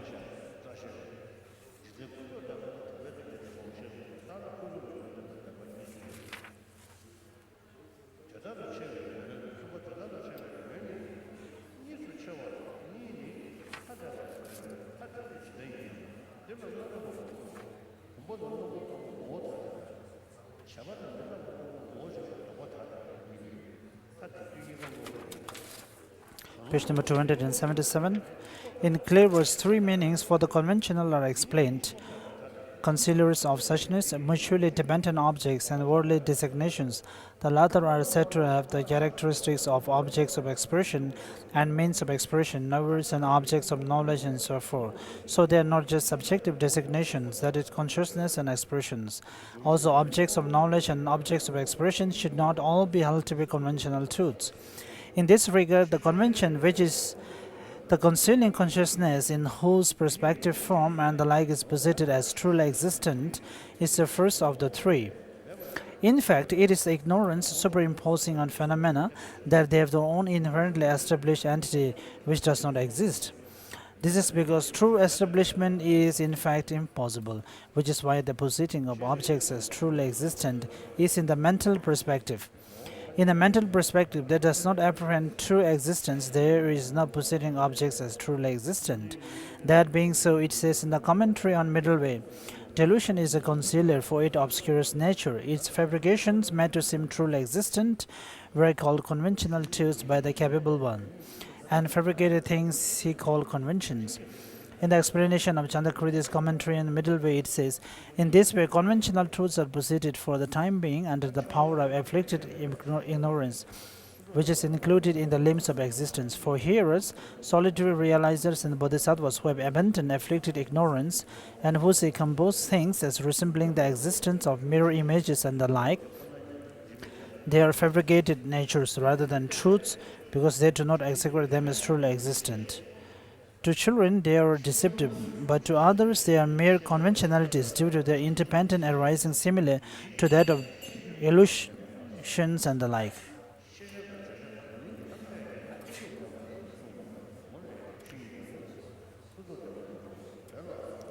This statement does not indicate that whatever conventional truths are posited as existent, they are posited as existent due to ignorance.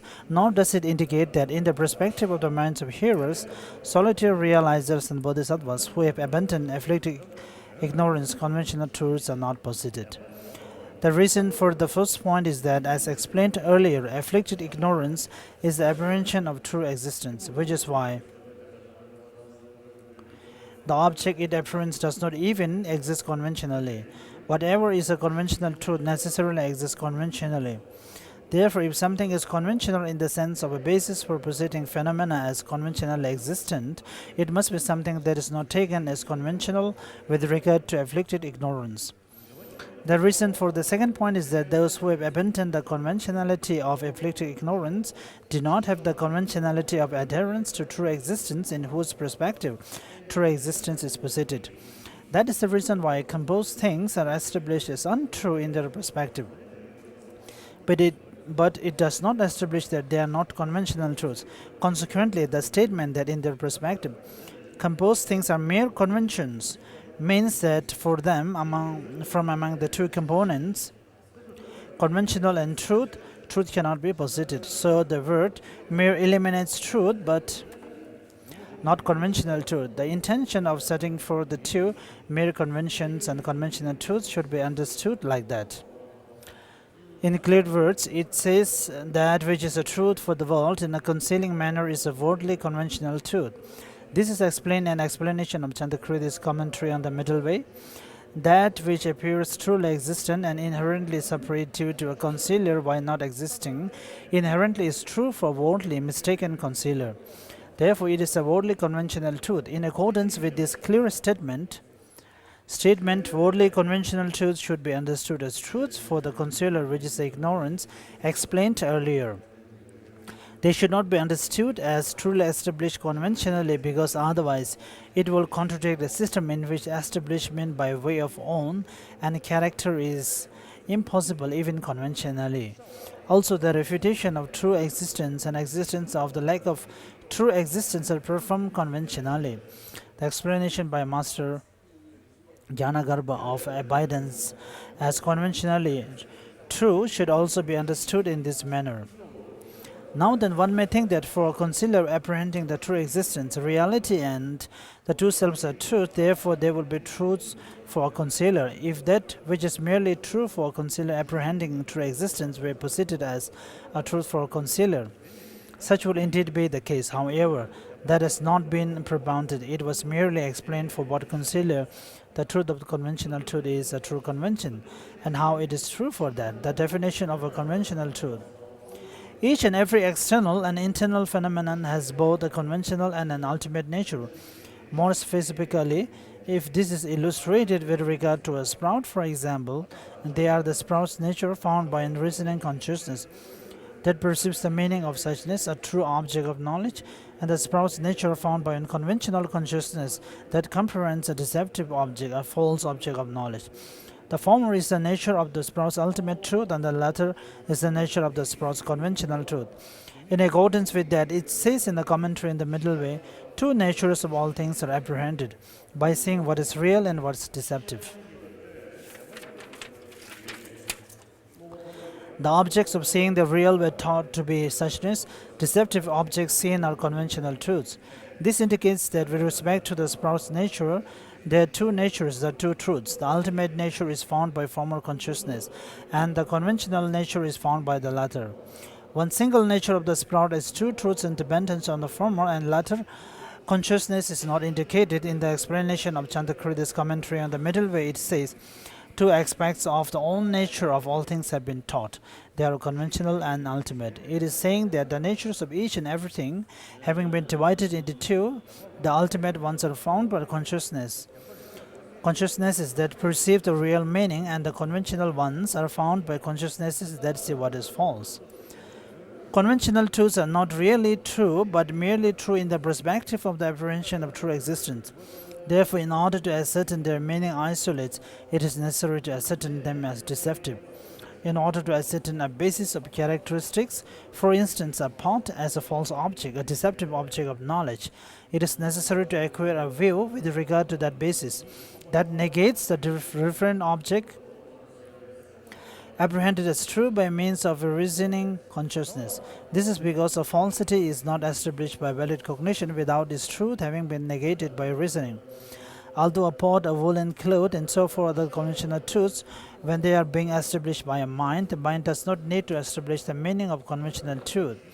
Likewise, although pots, woolen clothes, and so forth are not inherently existent and accordingly illusion-like in their appearance, the minds that establish them need not establish their meaning of being illusion-like. That is why it is inadmissible to propound that in this system pots, woolen clothes, and so forth are posited as conventional truths for the consciousnesses of ordinary beings without the mathematical view, and that they are posited as ultimate truths from the Arya's point of view. That will be the opposite of what is set forth in the explanation of Chandrakridi's commentary on the middle way. That is to say, something that is ultimate for ordinary being is a mere conventionality for Aryas with sphere of activity involving appearance.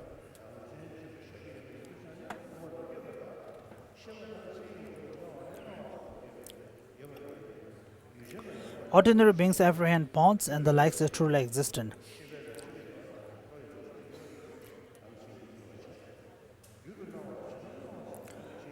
And precisely that is the apprehension of ultimate existence in relation to their consciousness.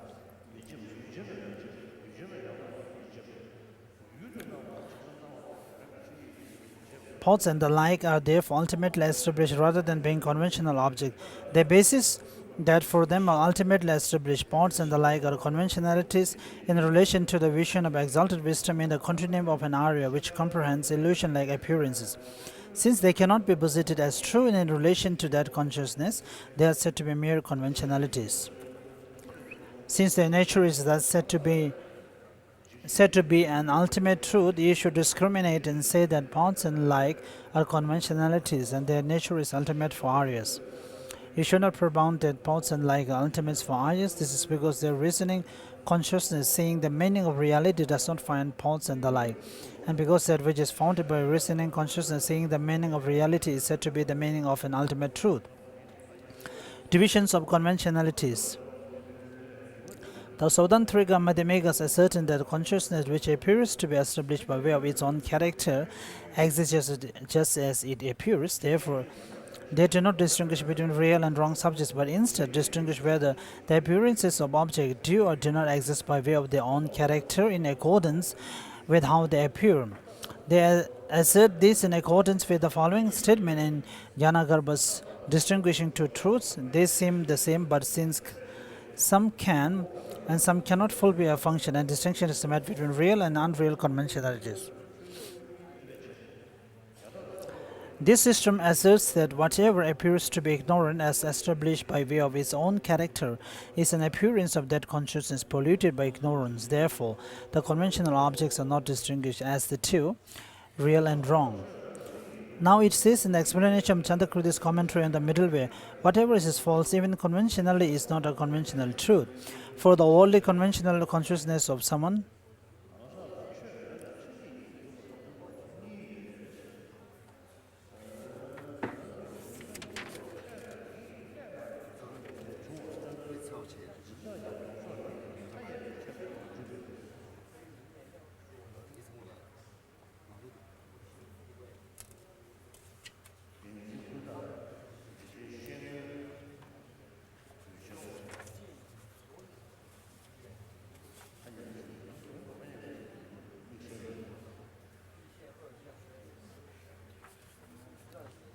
conventional valid, I think page number 281.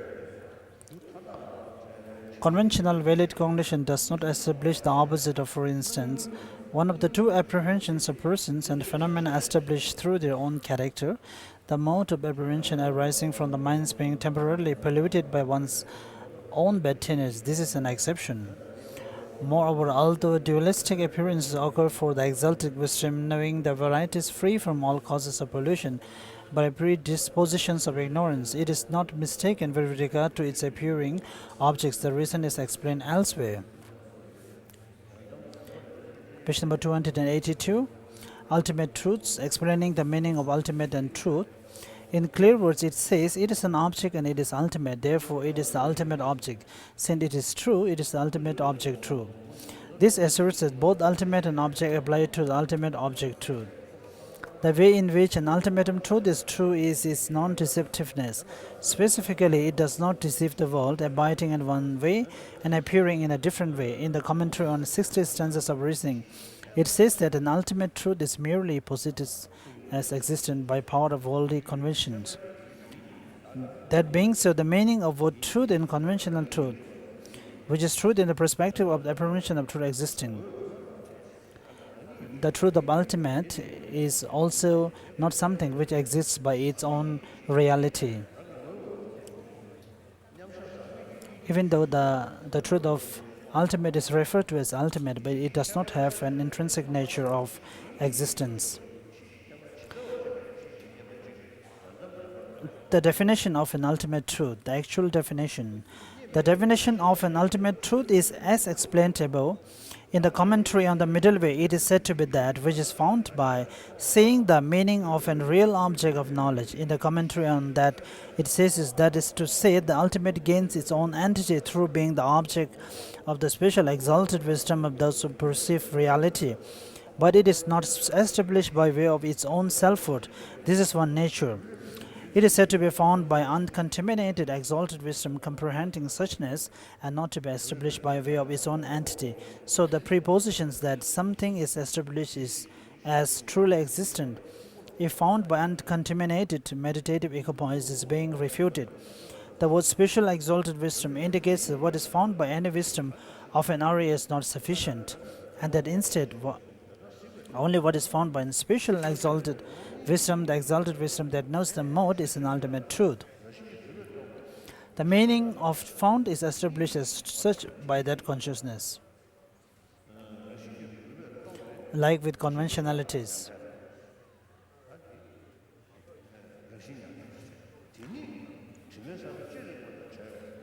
The nature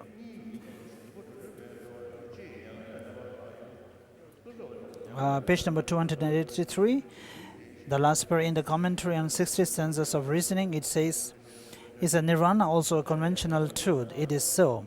So His Holiness refers here that the nirvana is actually a conventional truth, but therefore nirvana is only imputed as a conventional truth. Those statements mean that possessing a nirvana, an ultimate truth that existent, also implies possessing it as merely existent in the perspective of a conventional consciousness.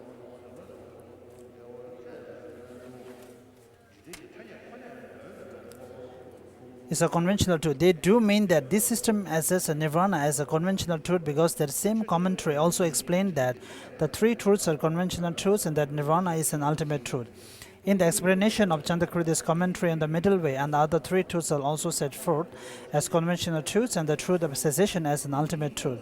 And in response to the objection that if a nirvana were posited as conventionally existent, this would contradict the statement that it is an ultimate truth.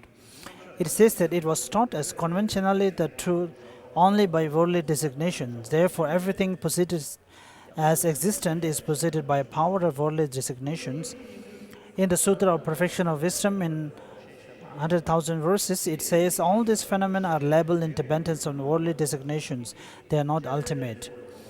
And in 70 stanzas on emptiness, it also says abidance, production, destruction, existence, non-existence, or low, equal, special were taught by Buddha by power of worldly terms and not by the power of reality.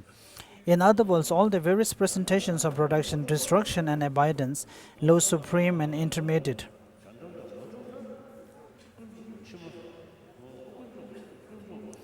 this exists and this does not exist, that the victor taught were taught as merely possessed by the power of worldly designations. He said that they were not possessed by power of appreciating real abidance, that is not merely possessed by power of designations. Master Yanagarbha explains, since it is a truth for an ultimate consciousness, it is an ultimate truth. He thereby also explains that a reasoning consciousness is ultimate, and thus says that what is non-deceptive, for it is the truth. However, the intended meaning is not truly existent in terms of bearing analysis, because in that text the true establishment of all phenomena is refuted. Therefore, we assert the preposition if the ultimate were not true for an ultimate consciousness, the conventional would not be true for a conventional consciousness.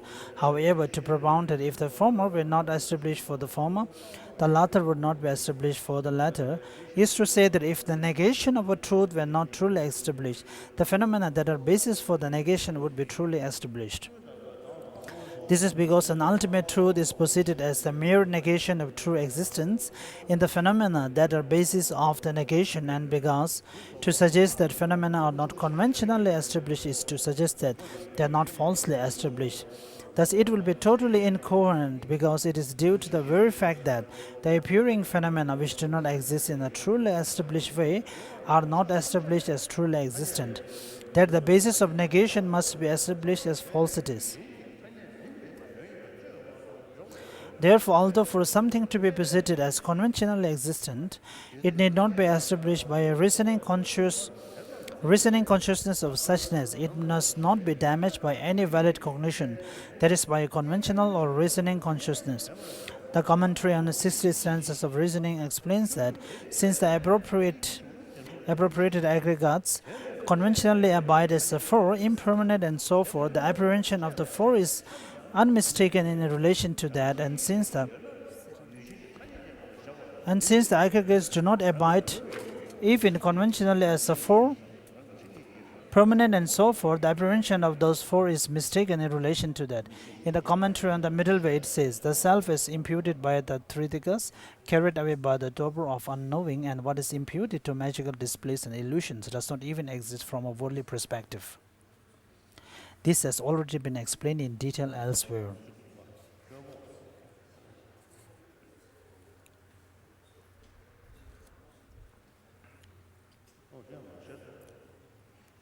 There is quite a lot. So we will stop here today.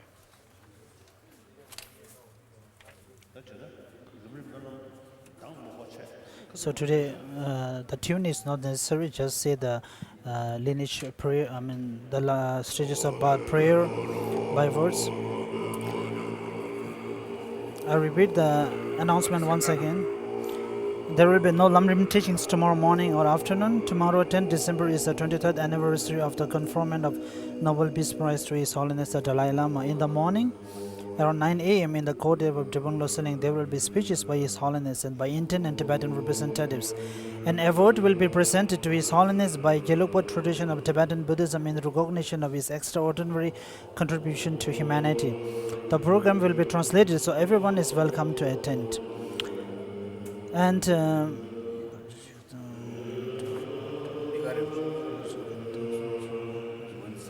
camera and what is that? Leopold A3280 cover. there is one Samsung mobile phone. The model number is DOPODA3288. A Samsung mobile phone, DOPODA3288. Samsung camera. Oh, sorry. There was Samsung camera and also Samsung mobile phone. Model number DOPODA3288 is being left in Ganden during the teaching in Ganden, and it is with the two disciplinarians master here. So it seems that this belongs to someone from China or some Chinese. So please, if anyone has lost a Samsung mobile and camera, so please contact the disciplinarian master.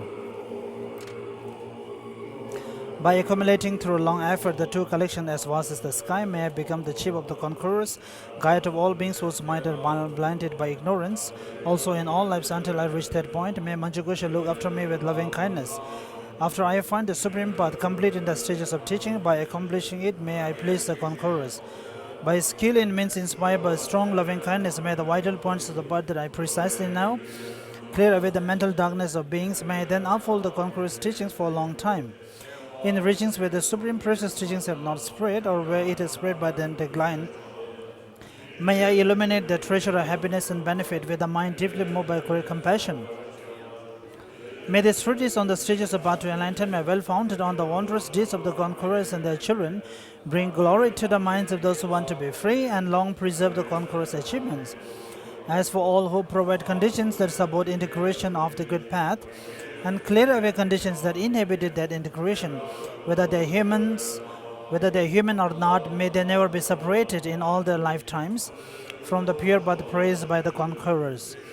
When I strive to properly achieve the supreme vehicle through the 10 days of the teaching, may I be accompanied always by those who have power, may an ocean of good fortune pervade all directions.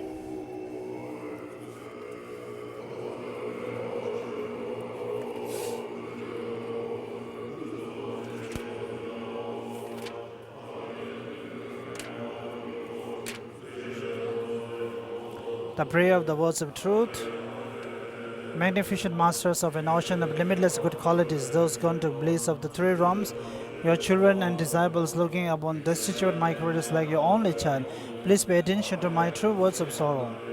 Expand the doctrine of the completely perfect capable one, which removes the sufferings of cyclic existence and solitary peace for abundant, extensive welfare and happiness in Jambudeva, increases the 10 kinds of Dharma contact of all those learned and accomplished holders of the doctrine by pacifying all the unbearable dangers of sickness, weapons, and famine, cause those microids totally compelled by intolerable strong karma, stricken by the torture of sufferings without respite, to recover their breath in an ocean of happiness and joy.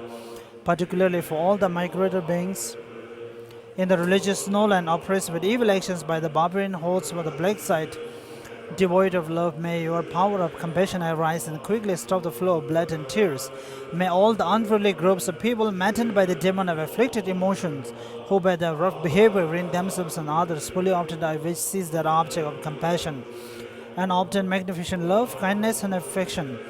The wish that since long time dwells in our heart is the glorious complete freedom for the entire Tibetan country, best to in the fortune to enjoy the celebration of spontaneous religious and secular harmony by the interdependence of the profound suchness of appearance and emptiness, by the power of the three sublimes, compassion and the force of truth, by the power of the truth of infallible action and reason, may our prayer of truth be fulfilled soon and without obstacle.